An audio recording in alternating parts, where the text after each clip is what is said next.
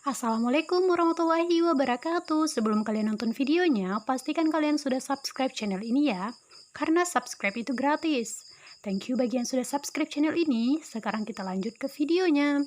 And check it out. Assalamualaikum warahmatullahi wabarakatuh. Hai sahabat Ais, bagaimana kabar kalian hari ini? Semoga kalian tetap semangat untuk menjalankan aktivitas kalian. Nah, di video kali ini sahabat, aku ingin sharing kembali pengalaman aku ketika aku masih kuliah dulu, yaitu cara mendapatkan uang dari kampus. Nah, penasaran kalian bagaimana sih aku mendapatkan uang dengan cara gratis tanpa biaya sepeser pun? Nah, kita langsung saja, let's go. Sahabat Ais, kalian kan mungkin sudah paham atau sudah mengetahui bahwa anak bidik misi atau anak yang mendapatkan bantuan dari pemerintah itu sudah ada tanda tangan kontrak, yang mana sebelum kita melakukan perkuliahan kita harus menandatangani kontrak, yang mana salah satu isi kontrak tersebut anak mahasiswa yang mendapatkan bidik misi tidak boleh kerja. Nah, kenapa begitu? Karena pemerintah tersebut takut apabila anak mahasiswa yang mendapatkan beasiswa itu bekerja, takutnya nanti nilainya itu bermasalah atau bisa di bawah batas yang telah ditentukan oleh pemerintah. Jadi sahabat Ais, kita masuk saja cara-cara mendapatkan uang ala aku terngacok ya menurut aku, yang mungkin bisa kalian ikuti, tetapi tidak aku saranin ya. Tetapi jika kalian menganggap itu baik atau kalian bisa melakukan itu, silahkan saja. Nah, jadi yang pertama adalah um, mendapatkan uang ala aku tanpa mengganggu nilai kalian, karena kalian terikat oleh kontrak tersebut. Nah, jadi yang pertama aku mendapatkannya itu melalui seminar-seminar yang ada di kampus. Nah, penasaran kan kalian kenapa sih aku bisa mendapatkan uang dari seminar-seminar? Nah, aku jelasin ya. Sahabat Ais, aku kan dari Fakultas Ilmu Hukum, yang mana di Fakultas Ilmu Hukum, khusus di kampusku, itu ada 3 konsentrasi. Yang pertama HTN, Hukum Tata Negara, Hukum Perdata, dan juga Hukum Pidana.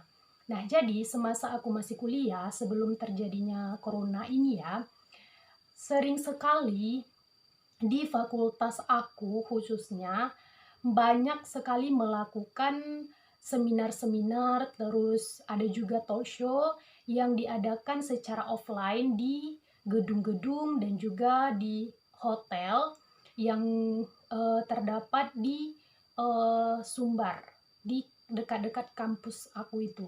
Nah, jadi ketika aku mendapatkan kesempatan mengikuti seminar tersebut, aku mengikutinya ya dengan beberapa teman-teman aku yang diutus juga dari kampus.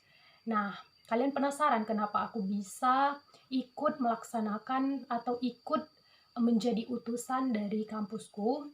Yaitu karena yang pertama, aku di fakultas atau di kelas itu bisa dibilang mahasiswa aktif. Ketika melaksanakan perkuliahan, aku itu sering bertanya kepada dosen ketika aku tidak mengetahui, bukan cari muka ya teman-teman. Dan kemudian aku juga pernah dengar kata-kata dosenku, apabila kalau misalnya kalian kuliah tapi kalian duduk di belakang, berarti kalian itu tidak niat kuliah. Memang benar, teman-temanku dulu ketika aku masih kuliah, yang tidak mau kuliah, mungkin mereka kerja yang malamnya itu ya, dan paginya itu mereka harus kuliah, dan mereka duduk di mana? Di belakang karena mereka mau tidur gitu kan. Nah, kemudian aku juga sering melakukan kegiatan-kegiatan lomba yang diadakan baik itu dari luar kampus atau di kampus. Alhamdulillah aku sering ikut. Nah, juga aku pernah lomba nasional dan alhamdulillah mendapatkan harapan 3, yaitu debat MPR waktu itu ya. Dan karena itu mungkin aku bisa mendapatkan kesempatan untuk ikut seminar-seminar yang diadakan uh, untuk kampus ya, yang diadakan untuk kampus-kampus. Kalau misalkan kita ikut seminar itu, tentunya kita bisa mendapatkan ilmu yang luar biasa yang sebelumnya kita tidak tahu, dan akhirnya kita bisa menjadi tahu. Dan juga yang kedua, kita juga bisa mendapatkan kenalan atau teman-teman baru yang tidak kita kenal, karena seminar itu biasanya yang aku ikuti itu dari berbagai kampus, yang mana setiap kampus itu biasanya diwakilkan oleh beberapa orang mahasiswa dan mahasiswi, biasanya 2 mahasiswa dan juga 2 mahasiswi. Nah, jadi misalkan yang ikut seminar tersebut ada 8 kampus, maka setiap kampus tersebut mewakilkan 4 orang mahasiswa dan mahasiswi. Masing-masingnya 2 orang ya maksudnya. Nah, setelah itu yang ketiga, nah ini yang aku bilang tadi, dari seminar tersebut kita bisa menghasilkan uang, karena biasanya kalau diadakan di tempat-tempat yang besar seperti hotel dan juga gedung-gedung, maka di sana apalagi seperti kegiatan dari pemerintah ya, misalkan Bawaslu, MPR, itu ada anggaran dari pemerintah. Nah, jadi pasti setiap selesai kegiatan kita akan mendapatkan ibaratkan uang kenang-kenangan atau uang jajan ya kalau aku bilangnya. Nah, nanti biasanya aku juga pernah dapat 300.000 atau 200.000 setiap kali aku mengikuti seminar tersebut. Nah, juga eh, tidak hanya itu, biasanya kita juga dikasih seperti cenderamata ya. Aku dulu juga pernah dapat tas dari MPR, yang mana waktu itu aku ikut lomba debat di sana ya. Alhamdulillah dapat harapan 3 yang banyak sekali diikuti oleh mahasiswa-mahasiswa the best lah ya. Nah, kemudian tidak hanya itu, aku juga pernah dapat baju dari BNN yang juga ada uang sakunya juga ya. Dan baju itu sekarang aku pakai ya, tapi nggak mungkin kan aku liatin. Nah, ini bajunya itu. Nah, terus aku juga pernah dapat pena yang harganya itu mungkin sekitar 100 ribuan ya untuk souvenir itu. Dan aku juga mendapatkan banyak sekali sertifikat-sertifikat. Nanti aku liatin ya sertifikatnya itu. Cara yang kedua ini juga tergolong menurut aku kocak ya, karena mungkin orang di luar sana juga banyak yang melakukan ini, yaitu aku dulu pernah jualan di kampus. Jadi kebetulan kan aku tinggal sama kakak aku. Nah, jadi kakak aku itu usahanya itu jualan kue-kue basah itu ya, roti-roti basah itu. Jadi karena aku tidak memiliki penghasilan yang tetap ya, seperti mungkin mahasiswa-mahasiswa lain mendapatkan uh, uang tambahan itu mungkin dari kerja sampingan.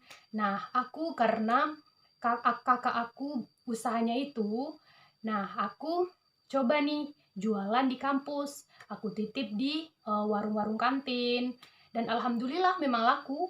Dan terus teman-teman aku juga ada yang langsung pesan ke aku, dan aku tegaskan ya sama teman-teman semua, jangan pernah malu apabila kita melakukan sesuatu mungkin orang lain menganggapnya rendah, karena mungkin mereka berpikiran, kenapa sih kuliah tapi jualan. Nah, tapi kalau kalian berprinsip mau mendengarkan apa yang orang bilang, kamu tidak akan maju-maju. Karena kalian tahu bahwa orang-orang sukses tersebut berawal dari bawah. Nah, jangan lupa ya sahabat, jangan dengarkan apa kata orang lain. Apabila kata orang lain tersebut menjatuhkan kalian. Sahabat, kita masuk cara yang ketiga, aku mendapatkan uang terngaco ketika aku masih kuliah ya, tanpa mengganggu kuliahku. Nah, penasaran yang ketiga itu bagaimana? Kita simak ya berikut ini. Jadi sahabat, aku mendapatkan uang dengan cara yang halal ya tentunya, yaitu dengan eh, meminta iuran kepada teman-teman aku yang sekelompok saat diberi tugas oleh dosen, yaitu ketika melakukan presentase di depan kelas, yaitu mempresentasikan makalah ya.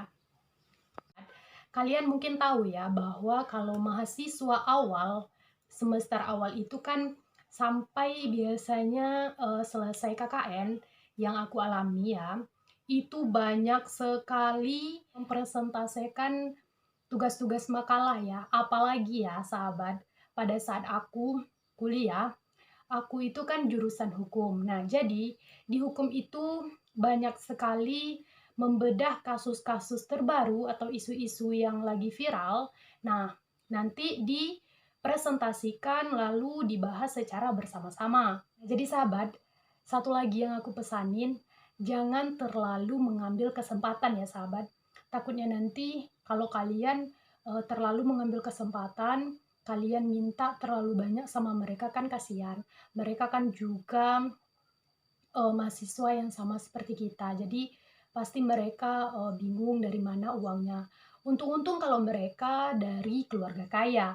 Tapi kalau misalkan mereka sama seperti kita, jadi kan kasihan. Nah, itulah tadi 3 cara terngaco aku menghasilkan uang ketika aku masih kuliah tanpa mengganggu kuliahku. Nah, bagaimana sahabat? Apakah kalian tertarik untuk mencoba? Nah, nggak bohong kan aku? Bisa kan untuk makan KFC? Dan apabila pengalaman aku ini bisa berguna untuk kalian, silahkan diambil. Dan tapi apabila pengalaman aku ini menurut kalian tidak baik untuk ditiru, jangan ditiru ya. Nah, oke, sampai jumpa di my experience selanjutnya. Assalamualaikum warahmatullahi wabarakatuh.